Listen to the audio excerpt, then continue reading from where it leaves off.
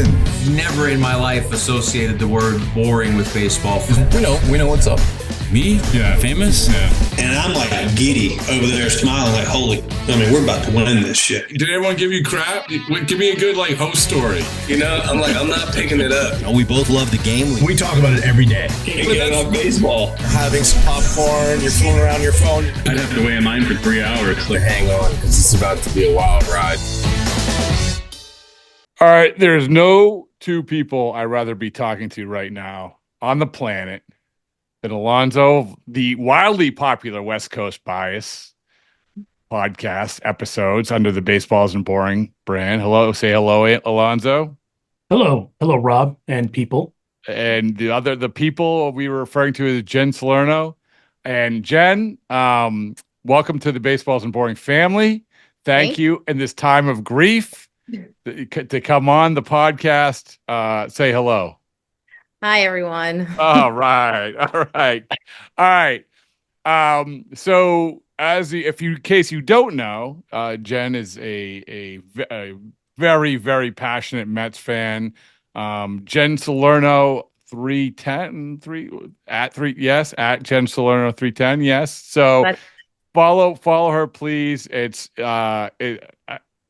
If you want the heartbeat of the Mets fan, you're gonna want to follow what Jenn's doing. So we are so honored and privileged to have her on. And obviously, Alonso, he's the heartbeat of the Dodgers and the West Coast and baseball and all of that. But Alonso, I feel like it's only fitting that we let Jenn have the floor first. Yes. I mean, obviously, ladies first, but in this case, I concur 1,000%. Jenn, go ahead. Yeah. Hey, listen. You said it. You said that you were going to give what did you say? What you texting? Angry? I don't know. It's angry, disappointed. It's like the parent. Are you just angry? Or are you disappointed? Are you just in a state of shock? In case people don't know, by the way, the Mets have lost, the Dodgers have won, and the Dodgers are going to the World Series. Jenn, go ahead. The floor is yours. Go ahead. Let it fly. A little bit of everything. I mean, I'm angry and disappointed, but at the same time, I'm really happy. Like, they did a great job. Nobody thought they were going as far as they did. And I couldn't be more proud of that team. They absolutely crushed it, and sucks the way it ended, but it could have been a lot worse if you asked us in May. So all in all, not a bad season. Okay. So we're taping this a little bit after the game, and I want to know, like, right now, it seems you're reflective. You're getting to the reflective time, Jenn, right? You are. Admit it, right? It's you're getting a little bit reflective, and obviously this is a great season. We're going to look back at the grimace and the OMG and all the good times, But when over the course of this game were you most mad? That's what I want to know. Honestly, I was mad the second it started, because the fact that we were even in this position made me mad. I fully believe that Manaea should have started game one, and I got absolutely flamed for that on Twitter, but I stand by it, and I think that the whole series would have changed if Senga didn't start game one and Manaea did. So game six could have looked a lot different today. Yeah, I love how you went back. You did not back down of that. Good. And by the way, I'm a supportive of that. And Alonso, as a baseball fan, would you? Obviously you're on the Dodgers side of thing, but I don't know how you view that. If you're in that camp of how that game one could have been different, do you agree or no? No, I agree. I was actually surprised that Senga went, and it makes all the sense in the world, because Manaea, for lack of a better term, was kind of a hot hand, and it would have kind of set the tone a little differently, I think. Here's the thing, if you're a baseball fan, if you hate both of these teams, whatever it is, if you watch this series, it was a great series because it was just heavyweights kind of coming back and forth, right? There was 10-8 rounds kind of throughout the series, and today was just kind of proof of that again, right? With the way that the Dodgers were aggressive, the Mets were just as aggressive, and they didn't back down. I mean, the Mets, again, they had a big old goose egg, right? And they came back and they fought pretty hard against that potent Dodgers offense and the pitching, just like we all wrote it, right? The Dodgers pitching came out and did what they did in the series, and they're able to come back and win the series. But I agree. I mean, and today, Sean Manaea, it seems like he just didn't have it today, right? It's just one of those. That's how. I mean, that's what happened to Jack Flaherty, right? He just didn't have it. But I mean, all the credit to the Dodgers too. I mean, Carlos Mendoza said it himself. They were on top of the fastball. They were super aggressive in the zone, and that's how you win these games. Let me give my Jen before you. I continue with your anger or your acceptance or whatever emotion that you want to give us. Like I want to say this about Manaea. Like this is for this game, for the final game of this series. To me, it was all Manaea. It was the body language. This was not the Sean Manaea that we had seen. And because of the way that team was built, where the bullpen certainly wasn't a strength, you had the whole path of the Mets. And Jen, you tell me if I'm full of hooey, that's fine. But the whole path for the Mets was we have starters and you don't. And so we can protect ourselves against thinning out this bullpen. And once Manaea, I saw the expression on his face in that first inning, his body language and everything else. To me, what that spoke of was the prototypical guy who has pitched way more than he had ever pitched, which is a fact, and just hitting the wall. I mean, they're not going to admit that, but that's the image that I get. Jen? Yeah. Say I'm full of crap or not. I don't care. No, I definitely agree with you. I think the reason why the Mets got to where they were was because their starting pitching was able to start to go deep later in the season. They didn't have to rely on their bullpen as early as they had early on, which is very much a weakness. And it was till the very end, the bullpen. I mean, Maton was terrible in the postseason. Garrett was pretty good, but they really didn't have a bullpen, and that was more of the Dodgers' strength. Their starting pitching was not, and the fact that you have to go to a bullpen games in the playoffs, like that tells you right there that the Mets should have had the advantage in the starting pitching. But Manaea was way over what he had been doing in the past few years, and he was burnt out. I mean, I think I looked it up, and he crept over 200 innings today for the year.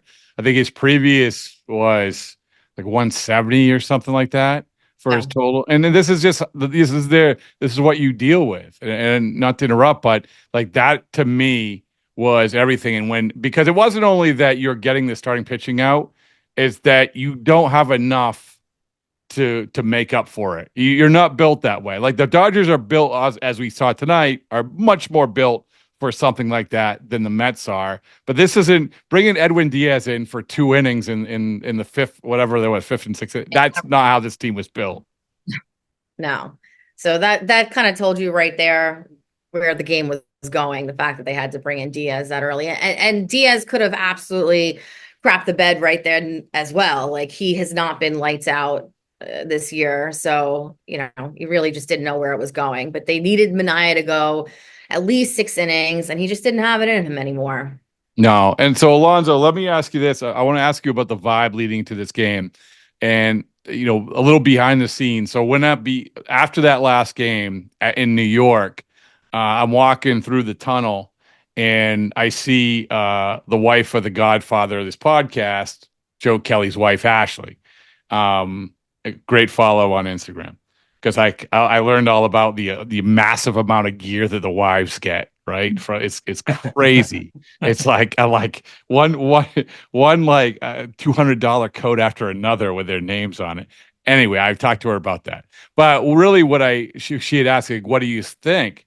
And I know them well enough I'm going to be honest. And I said, the bullpen games always make me nervous. They always make me nervous, especially when you do multiple bullpen games. They always make me nervous. And that's why coming to this game and starting with Kopech, when Kopech threw a lot more pitches than they wanted to, then I'm like, oh, this is not setting up. So I don't know. Alonso, how do you feel? I agree. I think, and to your point, like when they said it was going to be a bullpen game, I was a little surprised because you could have gone to Yamamoto, you could have even gone to Walker Buehler, and Walker Buehler lives for these games. But Obviously, that gamble paid off because now you're saving him for probably game 1 or 2 of the World Series. But for me, I was nervous, especially with Kopech starting. And to John Smoltz's point, as he said on the broadcast, that's a guy that for the better part of a couple years now comes out for the later innings, right? And he knows kind of what's expected of him. You're going to go for 3 outs. You're going to go for 4 outs. But for him to start and open, you could definitely tell the adrenaline was up there and all that. I mean, and for dudes like that are built that way, it's hard, as you know this better than anyone, Bradford, being around the game. It's hard to break a baseball player's routine. I mean, they're just creatures of habit. It's hard, and we see it all the time. So I was a little leery, and then once everything kind of started settling in, the biggest thing that could have happened is just the offense was just aggressive, and that's what needed to happen. If you're going to have a bullpen game, your offense absolutely has to be aggressive, and they set the tone early, and I think that for sure kind of got everyone okay, cool, like we got this. They all settled down, and from there it just kind of went all the way down. I mean, as you watch the last 3 outs, Blake Trinan was as cold as ice, and that kind of tells you right there, like where everyone was at is okay. We all just need to chill. It also doesn't hurt though when you got guys like Tommy Edman and Kike Hernandez just going out there and just raking, right? Like I didn't even know that Tommy Edman was like big enough to hit a home run. I am taller than Tommy Edman, and he's hitting for more power than I ever. Yeah. So, hey, Jen, I'm sorry that Tommy Edman did that to your team. I'm done with him. Never again. Well, and for the record too, if you're listening to this, because obviously it's after the fact, the NLCS MVP Tommy Edman. I had predicted when producer Evan and I had chatted that it would be Kike that would get the MVP. I stand corrected. I was unfamiliar with your game, Tommy Edman. I apologize. A lot of people are unfamiliar with his game. Yes. Well, I was, and I had to Google. Like I forgot that he came over at the trade deadline. I'm like, hey, what a trade deadline pick about. Who would even remember that he came over the trade deadline? He was the guy that came over with Kopech in this three-way trade. By the way, so we're watching the game. My wife and I and Ken Rosenthal is interviewing Tommy Edman in the dugout, and she says they look alike. I'm like. No, they don't. They're just almost the same height. That's it. Which is in height, yes. It's amazing. I mean, I don't think though people. Obviously, good for Tommy Edman. Good baseball players, had a great career. You don't get to that point without being really good. But still, I don't think people understand. Like this is how diminutive Tommy Edman is, and when you see the lineup card. Holy mackerel, he's hitting cleanup. And this is what I want to come back to. I think both managers did an awesome job. I do. Yes. I mean, and I'll start with you, Jen, with Carlos Mendoza. I mean, I think that Carlos Mendoza was getting praised a lot leading up to this series, and rightfully so. But for the Mets fanatic, I want to know, so how did you feel like he did this series? How do you feel about Carlos Mendoza coming out of this? You know, I was not a big fan of his hire. I wasn't against it, but I was a little skeptical. I felt like I didn't know enough about him to really have a good sense of what he would do. But he definitely surprised us throughout the season. I think he had the right temperament for that type of environment. I'm not a big fan of some of his decisions during this series. Like I said, the Senga thing really threw me. I think Winker should have been playing. Oh, that was a big one. That was a big one. But overall, I mean, the guy absolutely crushed it this season. He should the Winker thing was, in hindsight, listen, I mean, these games had enormous spreads, right? I mean, but with all due respect to front of the program, JD Martinez, like it was amazing that he wasn't hitting Winker. It was amazing in those first 2 games. Yeah. So I'm sorry, Jen, that he did that to you. Yeah. No, besides the fact that Winker was hitting and JD was not. I just think that Winker was bringing that energy that they really needed. And, baseball is all about momentum. It's all about energy. And if you have it, it carries over to the rest of the guys. And they needed that. Go ahead, Alonso. I was going to say, Jen, for you, was there at any point, like, when they came back and did what they did to the Dodgers to kind of like get them on the ropes a little bit, for you, how high was the optimism? I'm just curious. Yeah, when the Phillips, to me, not to jump on in, I'm anxious to hear from you, Jen. But for me, it was the Phillips loading the bases. That was the tipping point. That was where it went from really uncomfortable for the Dodgers to, okay, might be able to get through this. But go ahead, Jen. Sorry. How many times have they had the bases loaded? Oh, it's crazy. That in itself is a problem. But every time they even looked like they were going to come back, the optimism just goes through the roof. I mean, that's how Mets fans are. We take the tiniest bit and make it the biggest thing. So, to me, we were going to win 3 in a row. We were going to win Game 7, and that was the end of it. So that was that when was it all the way up until that when they piled on the runs at the end? Was that once they came in and gave up all those runs? That's when the remote flew across the room. Yeah, that's when I hit the wine a little bit harder, and I said that maybe this isn't going to happen the way I want it to happen. But stupid grimace. I mean, that is one thing that you'd have. I don't know how much a grimace or OMG like stuff you have. I don't know, but in a year from now, we're gonna be like, what? Why do I? Oh, I remember now. I remember. Yes, the remix. The Pitbull remix. Yeah, of course. I mean, I'm not gonna lie. I'm not a big fan of all the gimmicks, but it does make it a little bit more fun. Candelita's song, for sure, I'm a big fan of, but the rest of it, I could take it or leave it. Well, fair enough. So, Alonso, when you, so I'll turn the tables on you and ask you the question. Like, when did you feel like, okay, you know what, the crown and cola in a can, which you just revealed to both Jen and I as a thing. It was like we need it as an NIL. Like we need an NIL deal immediately. Oh my yes. Can we mix that with cloud storage somehow? I don't know. There has to be a way. We'll find a way. We will absolutely find a way. So when did you feel? Was it when they piled on at the end there against Senga, or were you pretty confident throughout?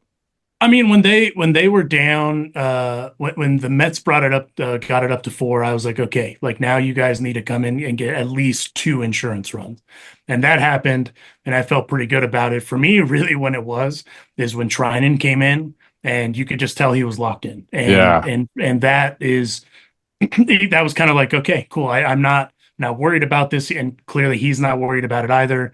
Dave didn't have anyone else warming at any point, like even just in case. Like it was one of those where everyone knew, like, hey, this is your inning.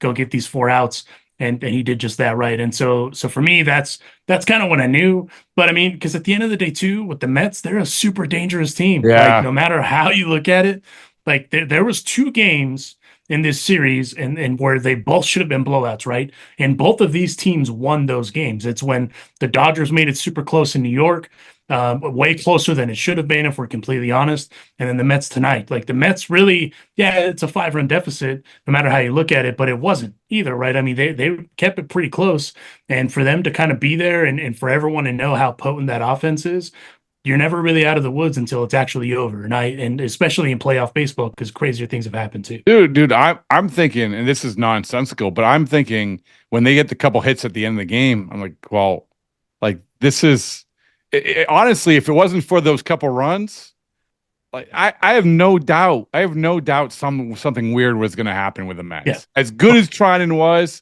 something weird was going to happen with the Mets, and that's the thing, Jen, is like this is reflective Jen, and not the angry Jen. Or the reflective Jen is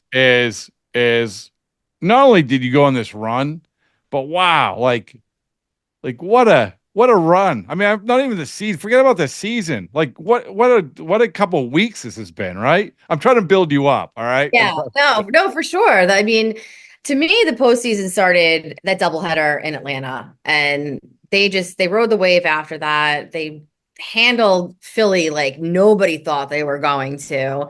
So for them to be where they were was amazing. And I do think they put up a good fight with the Dodgers. It just wasn't meant to be, but they had a great postseason run, and I'm not mad at all. Well, before I get to you, Alonso, about the sort of the vibes in LA right now, I want to get the vibes in New York. I mean, and to go along those what you're talking about, Jen.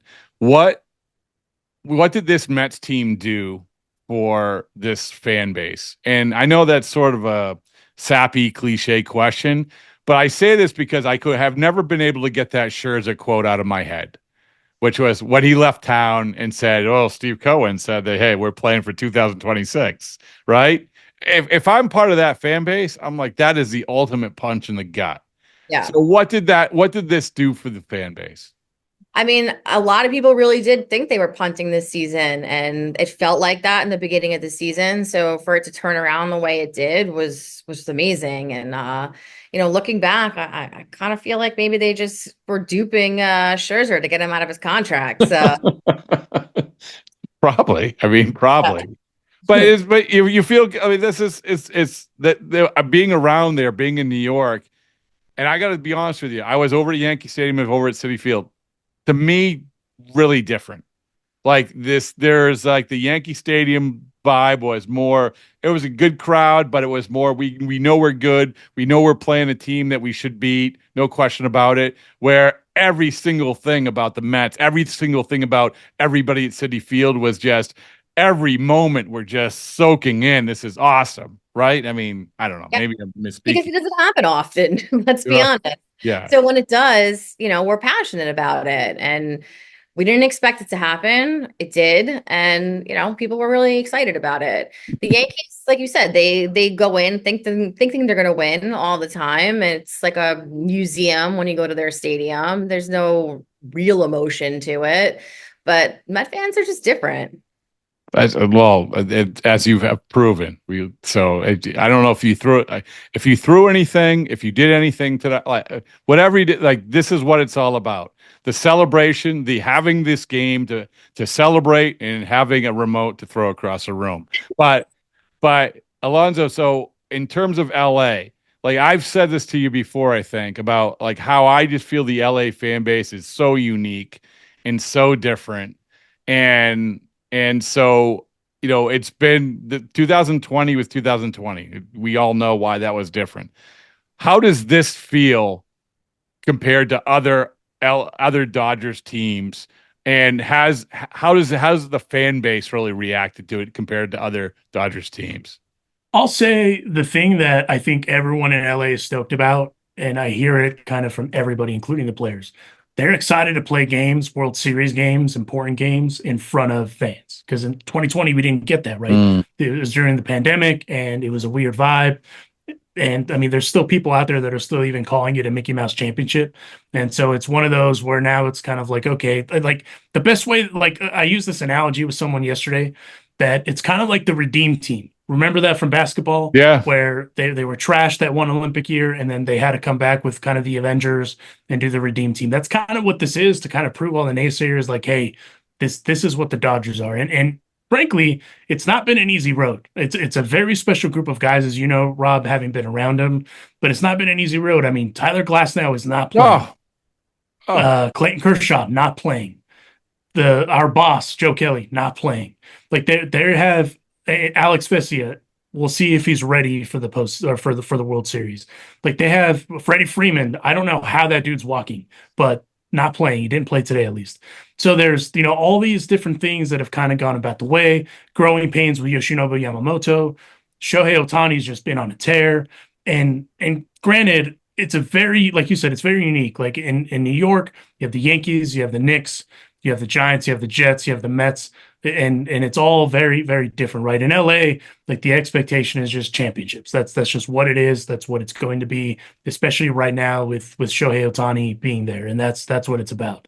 And so for LA fan, that's what they're stoked about, is because the Unicorns in his first World Series, and B, they get to play it in front of the fans. And I mean, I can just tell you right now, the tailgates are going to be insane. There's going to be carne asadas all over the place. There's going to be Crown and Cokes all over the place. Like they shouldn't even open any of the schools in LA on Friday. Like there's just absolutely no reason that it's just going to be a giant party, and it's going to be super electric and raucous. And to kind of to Jen's point, these are two museums of the game, right? Dodger Stadium, Yankee Stadium. I mean, it's new Yankee Stadium, so it's not old Yankee Stadium, but they're both, hallowed grounds of baseball. You kind of have your blue bloods kind of going after it, and it's what the people wanted, as Mookie Betts said on the post game. So it's no disrespect to the Mets. Oh.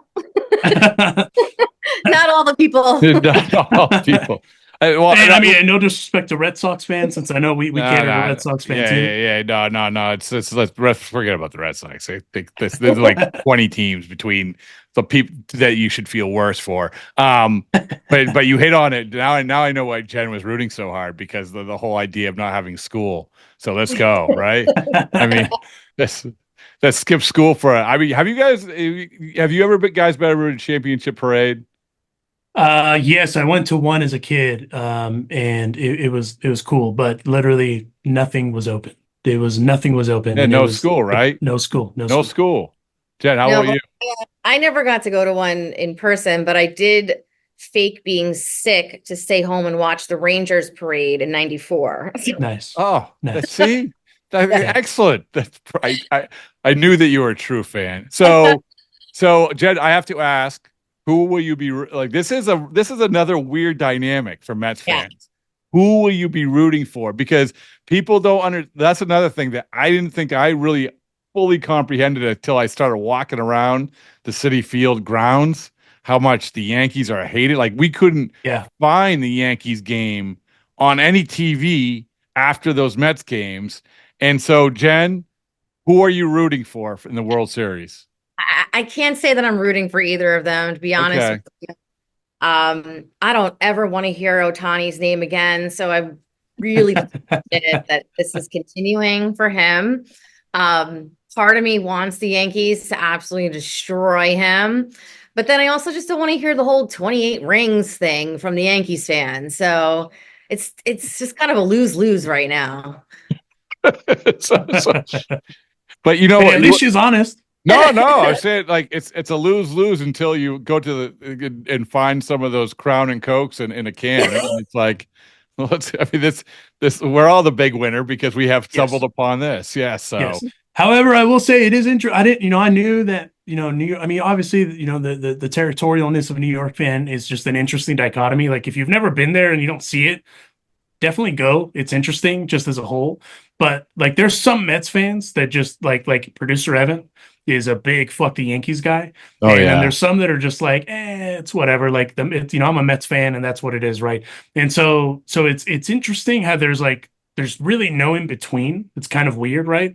But to your point, I've experienced it myself. If you go to certain parts of New York, you will absolutely not find a Yankees game, or you will absolutely not find a Mets game. It's either one or the other. Yeah. So what, Jenn? Tell me, what percentage are the fuck the Yankees of the Mets crew? I would say it's a pretty high percentage, at least 75%. Okay. All right. Okay. Yeah. I mean, the Subway Series is insane every year. Even if the Mets are bad, it doesn't matter. Nobody wants anything to do with the Yankees when they're playing in the Subway Series. So it's pretty high. All right. See, thank you for that scientific fact. I appreciate that. Yeah, because I didn't know either. I've always wondered that myself. Yeah, I'm a math teacher, so I'm pretty sure about that 75%. So. Fair. It's actual attritional math. What is the square root of pi? That's what I want to know. So, actually, so that was one of the questions we had I think you responded to it. Which, the Wasabi, the fine people at Wasabi asked us to do a hot or not question. And I was literally like, so we're trying to do this kind of themed around the time of year. And I'm like, oh, school just started. What subject do I feel like really is worthless? Like, and it was such a polarizing thing, much like candy corn. And so, and I didn't know at the time that you were a math teacher. But it is obviously not useless, and so because you love math, so I'd like the record to show today is like 5,079 and whatever that I've not used algebra, and I'm planning on keeping it that way. See, this is why I have you guys on two sides of the spectrum. It's excellent. But I will. How about candy corn? You guys like candy corn? Gross. No. I honestly, growing up Mexican, I didn't really have a lot of American candy. Like I stick to kind of the basics. I don't think I don't think I've ever had candy corn, if I'm completely honest with you. Oh, really? I'll have to try it. Yeah, I mean, well, because I mean, my palate is refined. No, it's not. But I just stick to kind of what I know, and like there's certain candies I just like. But then again, like my wife will point it out. Oh, you like tamarind? Like, what's wrong with you? So it's very. I'm kind of all over the place. But by the way, I never expected that the candy corn question was going to be so passionately answered by both of you. Like Jet just like flat out, no, awful, awful. Basically like sauerkraut or liver or something like that. Yeah, it's like haggis or whatever it's called. Yeah, haggis. But you know what? On principle, I will try it. I will try it for the show. Well, it's coincidentally, I am giving out haggis at Halloween to all the trick or treaters. Sick. So, yeah, Nice. yeah. Remind me what your address is so I don't go to your house. I appreciate both of you, and I hope that we can all join and have this sort of party again. And Jen, again, I'm so sorry that you had to go through this, but I am honored that you joined us right after. I'm honored that you joined us at any time. And again, I hope that you join us again because you are, as far as I'm concerned, along with producer Evan, the voice of the Mets fan. So thank you. Thank you. And on behalf of Dodger fan Jen, Yeah. we have to hold on. I have a broken finger right now, so and I'm left-handed, so I can't do this. But there we go. That's for you, Jen. There it is. That's a peace offering from Dodger fans. Listen, Carlos Mendoza should be the National League Manager of the Year. If he's not, I will ride on your behalf. But you guys are going to be good for a while, assuming Pete Alonso also comes back. But be that as it may, we found out that you have some future players and Marco and Vientos and those guys. So you guys are going to be okay. You're going to be okay. And you know what? You know what statistics and math you're going to be doing for next year? Juan Soto. And Yeah. that's fun. So congratulations. It's going to be 12 years, $1 billion. But you know what? Steve Cohen has it, so why not? Be a blank check. So there you go. That. Somehow integrate that into your math classes. But thank you so much. Thank you to both of you. Thank you.